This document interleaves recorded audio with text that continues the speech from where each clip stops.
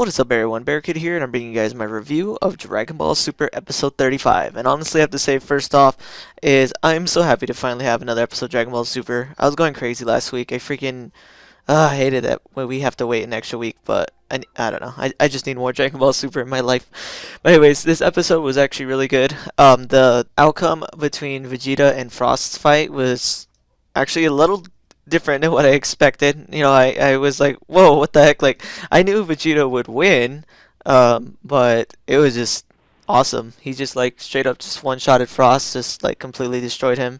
The thing that was actually crazy though about that fight though is they pretty much let anything go. I guess apparently Frost hit with his little needle on his arm, he can generate like stuff to knock you out, and then on top of it he can create like I guess a poison that's pretty much like extremely acidic, and pretty much that's what he was trying to use on Vegeta.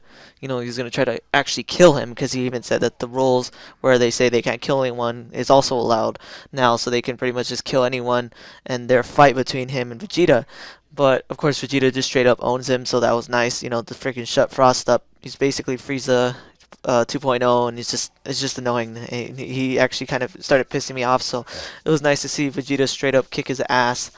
And then we see, the parts where everything that Goku's actually allowed to enter the tournament again because of the fact that Frost did cheat in their fight. You see a little hole on Goku's arm where he stabbed Goku with a needle to knock him out.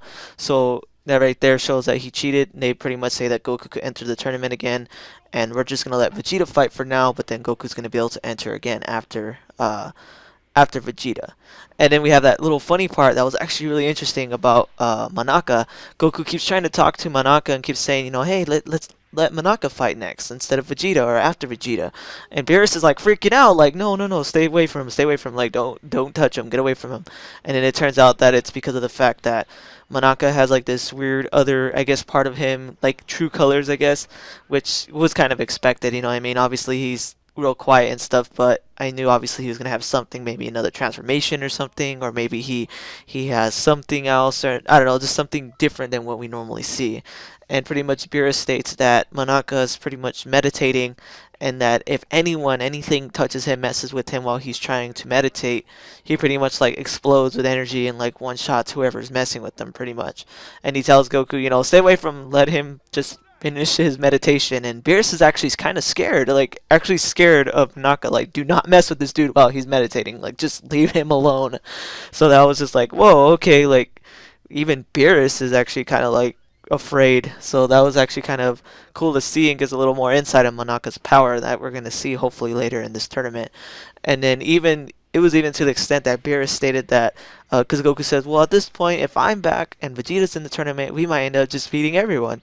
And Beerus was like, oh, if that happens, then good, that's fine. Like we don't need to have Manaka fight. He's a trump card, but we don't need to have him fight.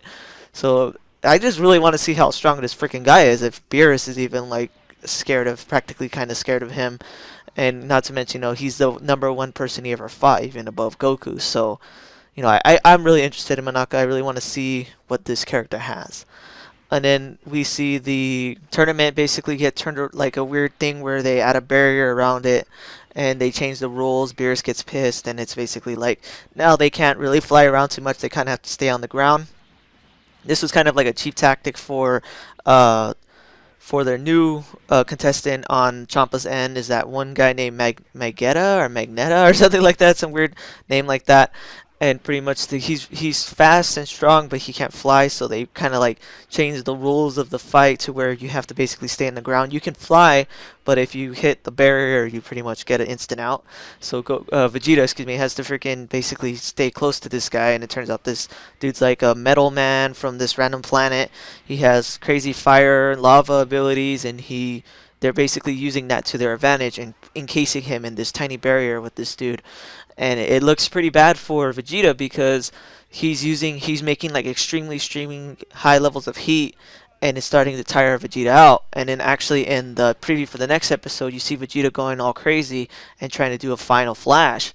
So it's like, oh shoot, so Vegeta might lose to this guy, not because Vegeta's weaker than him, but because of all the handicaps they put on poor Vegeta. They freaking put the barrier, they make him fight a guy that uses excessive heat, basically tires you out, and while it isn't cheating, it is pretty much an unfair advantage on poor poor Vegeta again. So we're gonna have to wait and see if he can, pull this out in the next episode.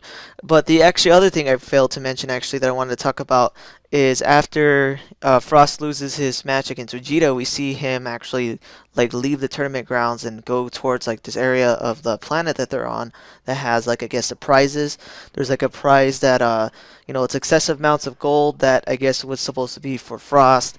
And then if they won also that I guess this other character named Hit was supposedly supposed to get like this cube. I'm not too sure what the heck the cube does. Like they haven't specified what it does, but I guess it belongs to Champa, and Champa was going to give it to this other character named Hit that's on their team. And from what Frost stated, is that if he's able to take it, and because he was trying to steal the prizes pretty much, and if he was able to take that cube, he would no one would be able to catch him. Like he's able to basically escape from anyone. No one can catch him, not even Champa. So I just want to know what that means. Does that mean like he can have like infinite amounts of speed, or does that mean like it'll give him like excessive power? Like they didn't really specify. It's kind of strange. And then while he's about to steal it, this new character named Hit arrives, and he's the one of the members of the tournament, and he pretty much stops Frost from stealing the prizes. And he even says, "Hey, this cube was meant for me, not for you." So, and he actually does like this weird power that knocks out Frost and pretty much stops him from stealing the prizes. So that's actually pretty interesting. I want to know more into that because I want to know what the hell that cube does. First of all, I want to know more about Hit's power because he's like, I guess, like a super powerful hitman, and he was so strong that even Frost was scared of him, and he was able to knock Frost out with the weird ability.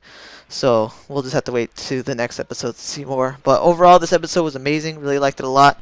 I give it a 4, and honestly, I just love this tournament arc. It's extremely interesting, but I know it's going to turn into something else. It's not going to... Maybe they'll actually finish the tournament for once, but it's going to turn into something else. This isn't just what this arc is about. It's not going to be just a tournament. I'm calling it now. But anyways, guys, thanks for watching, and take it easy. Thanks for watching this video. If you want to see my most recent Gears of War video, hit that link on the left. If you want to see my most recent Dragon Ball video, hit that link on the right. Thanks for watching, guys.